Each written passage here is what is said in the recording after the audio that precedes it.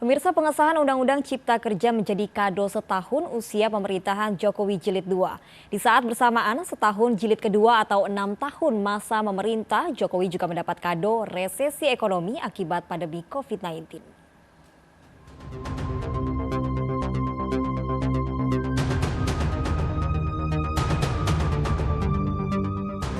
20 Oktober 2020 menjadi 1 tahun pemerintahan Jokowi Ma'ruf pada periode 2019 sampai dengan 2024. Beragam kebijakan dan juga keputusan diambil dan tak sedikit yang memancing aksi unjuk rasa. Pemirsa bisa saksikan di samping kanan kiri saya ini merupakan gabungan dari buruh, mahasiswa ataupun ormas yang melakukan aksi unjuk rasa menolak Omnibus Law dan meminta pemerintah melalui Presiden Republik Indonesia untuk menerbitkan Perpu terkait Omnibus Law Cipta Kerja. Lantas apa saja yang menjadi tuntutan dari demo lainnya?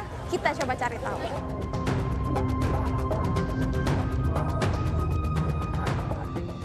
Ada sejumlah data terkait fakta perekonomian pada pemerintahan Jokowi Ma'ruf. Di antaranya adalah ease of doing business.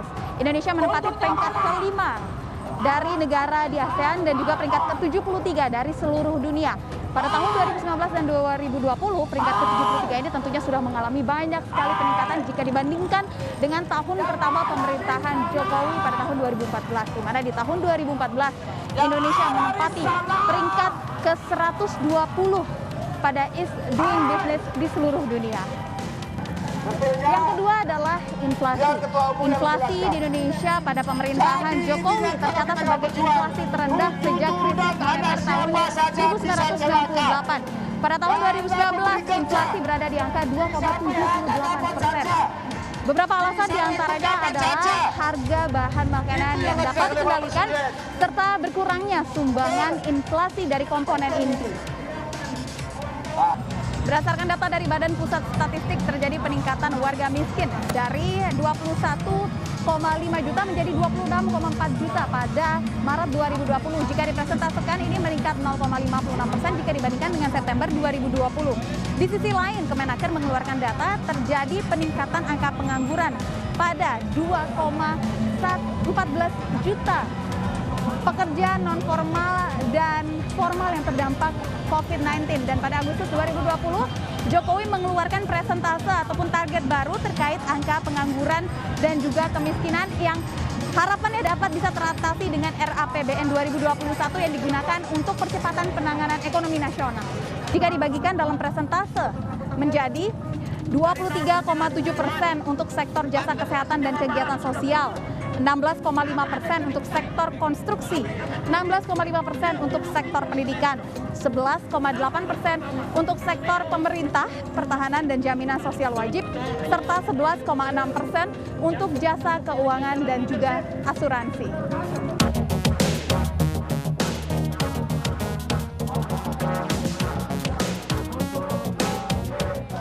Saya mau mendengar langsung tuntutan dari Koordinator Pusat BEM-SI. Bersama saya sudah ada. Halo, selamat sore, dengan Mas siapa?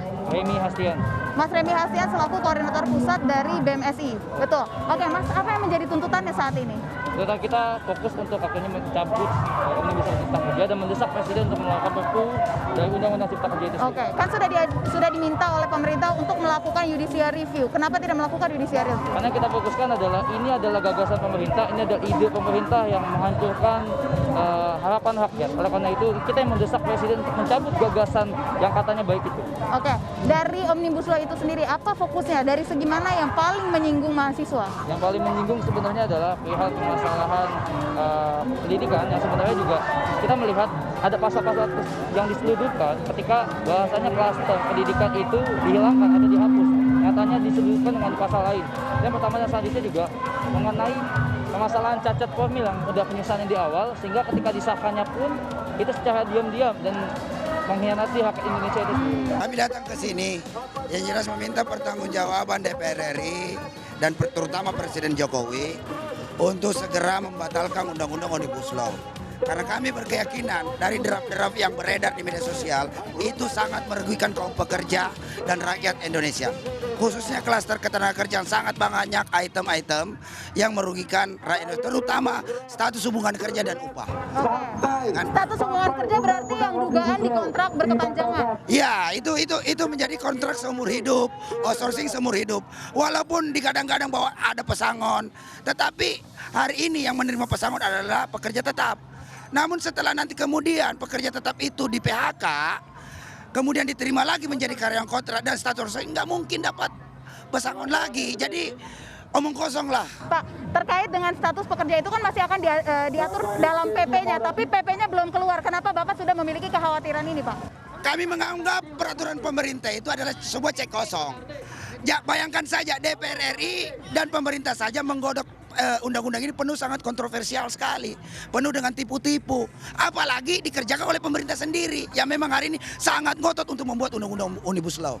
Bagi kami, batalkan Omnibus Law. Itu sangat merugikan kaum pekerja dan rakyat Indonesia. Apa yang menjadi harapan Bapak untuk pemerintahan Jokowi Ma'ruf? Bagi harapan kami bahwa terkait masalah ketenagakerjaan, fokuslah dengan Undang-Undang 13. Banyak putusan-putusan Mahkamah Konstitusi yang menguntungkan kaum pekerja. Hari ini tidak pernah ada tindak lanjut dari pemerintah. Fokuslah itu, pertahankan, jadikan rakyat Indonesia menjadi tuan rumah di negeri sendiri. Berdayakan pekerja lokal, jangan manjakan pekerja-pekerja asing dan asing itu. 1 tahun sudah Jokowi Ma'ruf beraksi, namun Indonesia diserang pandemi. Niatnya gas terus, tapi niat tersebut tergerus dengan adanya pandemi COVID-19. Jokowi Ma'ruf masih memiliki 4 tahun untuk bisa mewujudkan cita-cita dan juga mimpinya. Semoga kedepannya tidak ada lagi kendala. Dari Jakarta, Syafinas Nasyar, Nanda Sinaga, Dias Triawan, iNews melaporkan.